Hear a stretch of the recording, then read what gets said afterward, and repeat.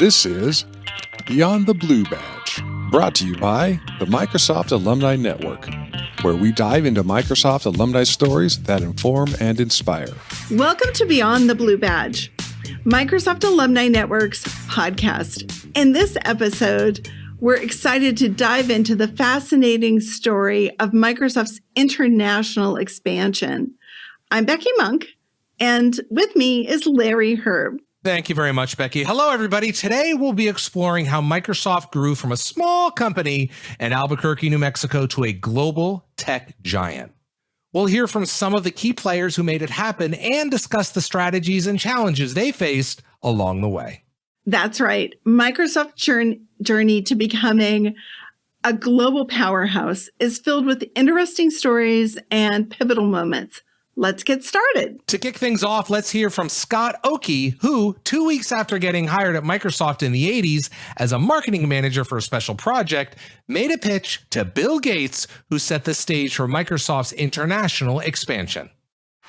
I've always prided myself in being kind of an out-of-the-box, kind of a strategic thinker. And I said, okay, there's a bigger opportunity here at Microsoft that no one is paying attention to. And so I wrote a business plan. I asked Bill for some time to present it. And he said, yeah, sure. So I went into his office and I said, okay, Bill, I want to found the international division for Microsoft. And the reason why is because there's a huge opportunity out there. I know because I used to work for a company called Hewlett-Packard, which at the time derived 42% of their top line revenues from offshore. And I said, this is a huge opportunity. I'd like to grapple with it. Now, had I done any business internationally before? No.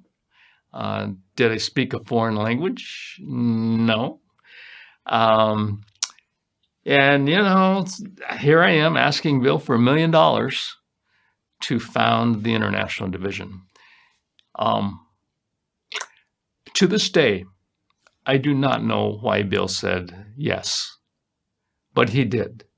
A part of it may have been the fact that he had just taken $5 million, the only $5 million in venture, capital money from TVI, Dave Marquardt. And I think maybe having $5 million in the bank account, maybe he thought, oh, okay, maybe $1 million. Yeah, give it to Oki and let him do his thing. But he did say yes, and so I was off and running. No one was really focused on the world, right? They were really focused on kind of the U.S. market. Yes, we had an exclusive agent in Japan, right? But that was almost the only thing that Microsoft had at the time. And that was based on a very early friendship, between Kei Nishi and Bill. That's how that all kind of came about. And it was because it was an agency relationship. I mean, Bill really didn't run the agency. I mean, that was Kei's job. When I founded the international division, it becomes far different because now Microsoft is in charge. Yeah. Right. We're setting the marching orders, and we're executing to our plan, not someone else's. And that made all the difference, right? One of the most impactful strategies was the decision to hire nationals for each subsidiary. And here, Scott shares his thoughts on this approach. There are a couple of very early decisions that I think were, again, strategically very important. One, most U.S.-based companies doing business internationally, if they had a subsidiary someplace, the top guy was usually an expat American. And I thought about that and I said, this makes no sense to me. what does an expat American know anything about, the target country? Probably very little. I mean, they don't have the relationships. Maybe they don't even speak the language. Or do they really understand the culture? Those sorts of things. And I said, so I made one firm decision. I said we would only hire nationals. And so, we went to France. We established the subsidiary there. Bernard Verne was the director general. We went to Germany. The Geschäftsführer was Joachim Kempen. If we went to Italy, it was Umberto Paolucci. If we went to Sweden, it was Rolf Skoglund. Belgium, it was Patrick de Smet. They're all nationals of their country. They had the relationships. They knew the people. They knew how to go about doing business. So every single subsidiary that we started was profitable its first year of operations. Every single one of them. And in 4 years, the international division accounted for over half of Microsoft's profits. Over half. That's just, it's pretty remarkable to think about that. Hiring locals who understood the culture and business environments of their respective countries was a game changer. It allowed Microsoft to build strong relationships and effectively navigate the complexities of each individual market. Exactly. And this strategy not only helped Microsoft establish a solid presence in various regions, but also fostered a sense of ownership and commitment among local teams. Bob O'Rear, one of Microsoft's earliest employees and who helped put MS-DOS on the first IBM PC, he also helped set up the first subsidiaries. Let's hear from Bob about those early days and what it was like setting up offices overseas. First place I went was the UK. We located the first office in a little town called Berkhamsted in England, just north of London. Well, not just north, about, must be 50 miles north of London. And so we rented some office space there while we were getting started. And so I started working with customers in England and all over Europe. I mean, we were going to be the place that serviced all of Europe. And so mainly OEMs was what I would work with, the hardware manufacturers, to sell them MS-DOS or in our languages, or help them bring it up. Give them some advice to help bring them up. I couldn't go and work with them, but I could point them in the right direction. Scott figured out that one office in just outside London's not going to work well to service all of Europe. We need Germans in Germany. We needed the French in France, and so on and so forth. And so then he convinced Bill that, this is what we should do. And then Scott, of course, became vice president of international. And so he enlisted me to help him start the subsidiaries throughout Europe. And so I'd go interview the different people that we needed, whether it was technical people or business people or management people. And by then I'd become pretty good at interviewing and understanding and knowing what kind of guys we needed or what kind of people we needed for those subsidiaries. Some technical, some sales, what have you. And so I could ask sort of the right questions, I think. Well, big challenges would be like in finding a good location that works, where we can have our staff with a decent office where we can bring customers in, getting those leases signed and not having to buy a property or anything, particularly difficult in England at that time. It varied, country to country. And the labor issues surrounding hiring people, what it would take, whether they would need to be furnished a car, how much vacation time, learning all of those legal aspects of employment in the different countries was always a challenge, and coping with those. It's incredible to hear about the challenges they faced in those early days. Setting up subsidiaries in different countries was no small feat, especially with the varying legal and cultural landscapes. But remember, they were hiring people from the regions to run the regions.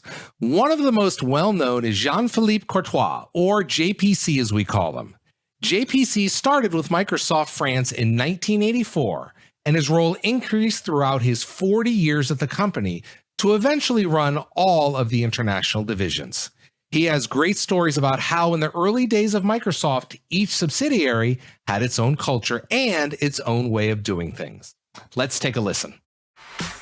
So in the late 80s, and very early, I would say 90s as well, Microsoft subsidiaries were fully independent. What I mean by that, okay, they were, of course, subsidiaries of the mothership of Microsoft environment. But think about the following.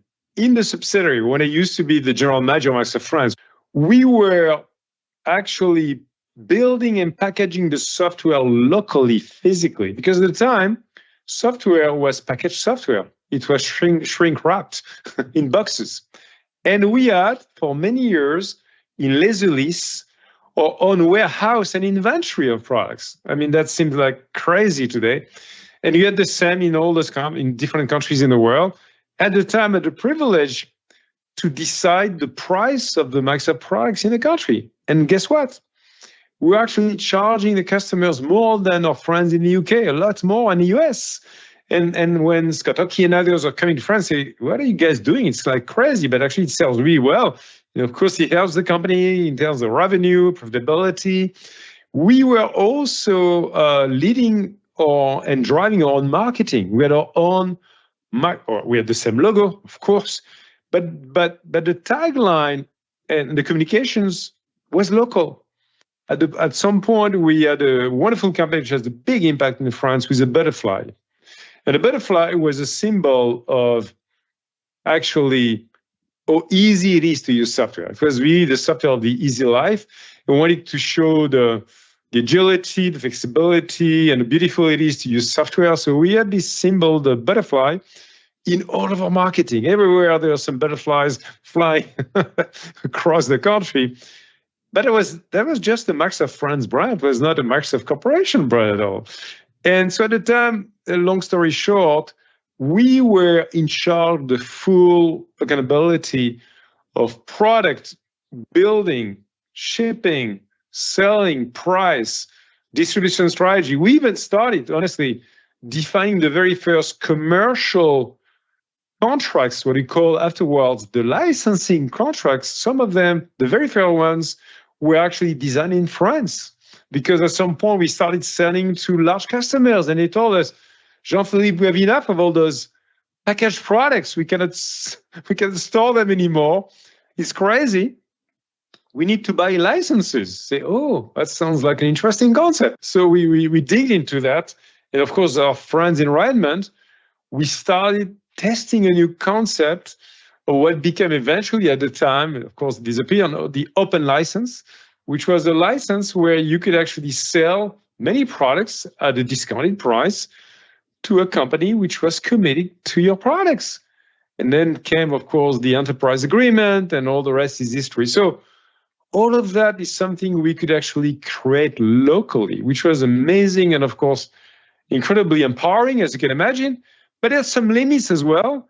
And this is when came the second era of Microsoft, in the 90s, and I recall that actually because when I became then GM of Microsoft France back in 94, was after that, Steve Ballmer at that point, was actually before that the head of sales and marketing globally. And what he did before he became the CEO, which was incredible, he went and relocated himself 2 months in Paris and 2 months in Tokyo. He lived outside of Hryb. And I can tell you, to my long memory of Microsoft, I don't know of any other senior exec that did that in a global like CEO type of job or even some global executive job. People travel, yes, but 2 months. And what he did in 2 months was pretty amazing. He spent a lot of time, not just with me in France, with my peers in other countries. And he really studied the way we're selling, marketing, supporting the customer, and so on. And at the end, he said, you know what? You kind of do the same, but of course, very differently. And we may need to rationalize and kind of, basically bring all of that together. And this is where came a big project called Saratoga, which was a project to basically globalize Microsoft truly and having the same operating model in every part of the world. It's great to hear JPC's personal experience of what it was like on the ground in the early days and how the company grew to manage a worldwide organization. Right? Orlando Ayala started his career at Microsoft as head of Latin America, or LATAM, before his role expanded to develop all of the emerging markets in the Southern Hemisphere. He remembers a moment of great pride when he was able to bring Microsoft to his homeland. Let's listen. Yeah, I had multiple roles, starting as director of Latin America when the region was really nothing. So I have really the opportunity to develop a lot of that region. It was interesting that I still remember when I was trying to open a subsidiary in my country, in Colombia, and how easy the company was at those times. I came to Bill and Steve and said, hey, I think we should open a subsidiary in Colombia. And he said, oh, okay, if you think we can sell software over there, go ahead and do it. It was that simple. One of the coolest moments was having the front page of the largest newspaper in Colombia announcing the presence of the company in my country with Bill Gates at the center and people going crazy about that. And then being able to go and then being able to get Bill to call into the room with 300 people, 9 o'clock and lots of lights, then Bill call in and say, hey, Orlando, I'm here. Glad to be able to be, and people went crazy. So that was like, oh, wow, this is, we really got our gold medal at that point in time. It was pretty amazing. That was very amazing. Talk about a rock star moment for both Orlando and Bill. Sanjay Parthasarathy spent a short stint of his Microsoft career in his homeland of India. Let's listen to how Sanjay and Orlando really spurred growth in India with the help of another Bill Gates rockstar moment. In 1995, right after Windows 95 launched, I went to Orlando. I said, Orlando, I want to go to India. And he said, why? And, I said, because I think the market is ready for software and I want to help. We ended up writing a memo together, which was called Engines of Growth. And finally, in April of 1996, I landed in India. It wasn't a big market. I mean, at that time, Microsoft may have been, a few $1 billion in revenue. And I think the OEM business in India at that time was somewhere in the $5 to $10 million range. Microsoft had a distributorship. It didn't have a subsidiary. So I think it was only in 1995 that they created a subsidiary. There were about 12 people, 12 employees in Microsoft in India. It was a big issue because not that many people were paying for software in India in those days. And a lot of the strategy and policy was based on, legal copies of Windows. So I did know people in the government. And, to me, Orlando had kind of a very convincing bait. He said, maybe we can get Bill to visit India. So eventually, we got him to agree to come out in 1996, March. I think He was there from March 7th to March 9th of 1996, 3 days. We ended up setting up about 45 meetings for those 3 days. We'd have meetings in parallel, right? We'd have one company, let's say it's TCS, in one room in Mumbai. He'd kick it off, spend 30 minutes with them, and another meeting would be going on, and he'd pop in there and do another 30 minutes. And so we did about 45 meetings. So just you can do the math. That was a lot of meetings there. But there was just a level of excitement that compared to Michael Jackson. Now, Michael Jackson had just been in India, in Delhi, the year before. And I mean, with Michael Jackson in those days, it was just frenzy. It was crazy. And it was the same way with Bill. And in fact, I think they stayed in the same room, not together, but one after the other. And somehow the sheets from that room went on sale, or after he left. So it was crazy. And it was not just kind of, the regular people on the street who all knew that Bill was there, but it was everybody in government, everybody in business.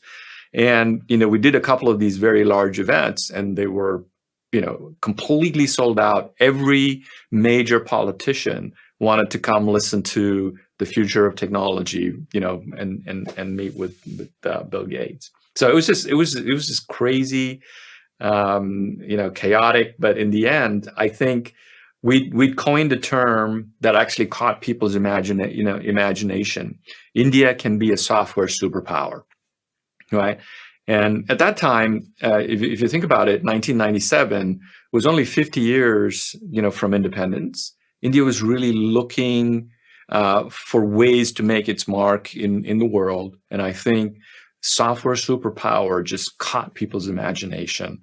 And, that was in 1996, 1997. And then you had the year 2000, Y2K come, happen. And that was the beginning, I think, of India and software and technology. So, it's good to be there at the beginning. Yeah. And by the way, I was only there for 21 months, right? And the team grew from about 12 people, maybe it was around 12 to 20, some contractors. By the time I left to come back here, it was over 100 people. And we had offices in Mumbai, in Bangalore, in Hyderabad. We had we had offices in Sri Lanka and Bangladesh. It just went crazy.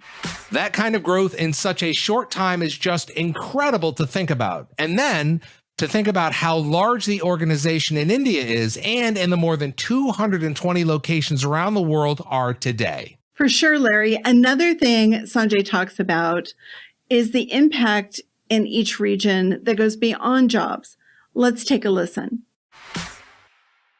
After Bill's trip, he decided to donate about $5 million to an organization called BVB, or Bharatiya Vidya Bhavan, which educates poor kids, and in particular educates them on technology around the country in India. This very amazing politician from Mumbai, his name was Murali Deora, ended up convincing Bill to do this. And I think it actually had an amazing impact on technology education, all of India, not just in the privileged colleges, private colleges, and elite academic institutions, but even in kind of the I'll call it public institutions, where kids could go learn about technology, and they'd have computers for them to work on and play with. That kind of stuff, where you can have amazing social impact, was really part of everything that we did. And part of the culture that actually existed at Microsoft is, okay, business is important, but you can't just run a business at the top for the benefit of the very top. You have to kind of make sure that it trickles down, not just trickles down, it gets to people who need it. technology needs to go hand in hand with empathy. Technology by itself creates tech bros. We don't need more tech bros.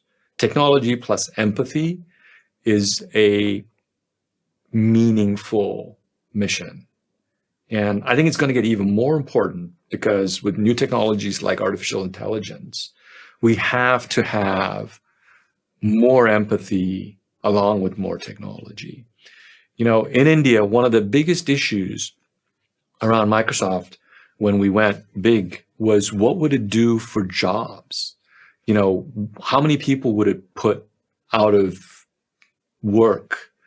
And, you know, having grown up in India, that was obvious to us, you know, who are in the Microsoft subsidiary in India, that we had to balance a private business's objectives along with the country's needs. And when you had an issue like software piracy or legal software, you had to kind of consider both paths. And Microsoft in India would not have been successful if it was all about technology, and didn't include empathy, things like helping, you know, the Bharatiya Vidya Bhavan with, you know, technology in their schools, for example. And that kind of combination has always been part of Microsoft. Sanjay's insights remind us of the profound legacy Microsoft has left on the tech industry worldwide. Let's wrap up today with one more great bit of insight from JPC and how Microsoft didn't just have outsized influence throughout the world, but how the people and the cultures of where all of the offices are influenced what Microsoft has become today. In a way, what I feel the most proud of after those 40 years is the amazing people I got to work with. The second thing I would say probably is this kind of unique relationship with the company. Number one, as a non-American, a French European citizen, right? Proudly, and being part of senior leadership team for many years in the company. And being in a way that only kind of non-American voice bringing the world into Hryb into the company. And I think that's something incredibly important for the company today and tomorrow.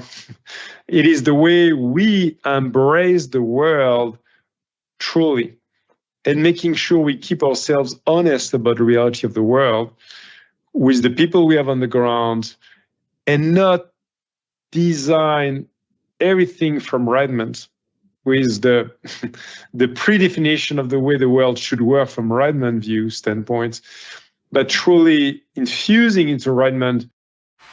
Jean-Philippe's story highlights the lasting influence of the company's global expansion. It sure does. We've covered a lot of ground today, from the early days of Microsoft's international expansion to its lasting impact on the tech industry. It's been a fascinating journey, and we hope you've enjoyed hearing these stories as much as we have.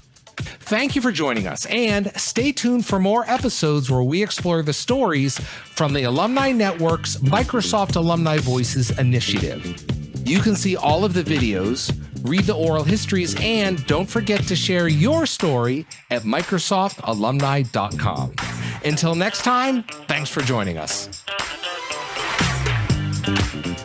Thanks for listening to today's episode. If you like what you're hearing, be sure to subscribe to the podcast on your favorite podcast app. Make sure you leave a rating and review and share it with someone you know. We hope you join us again for the next episode of Beyond the Blue Badge.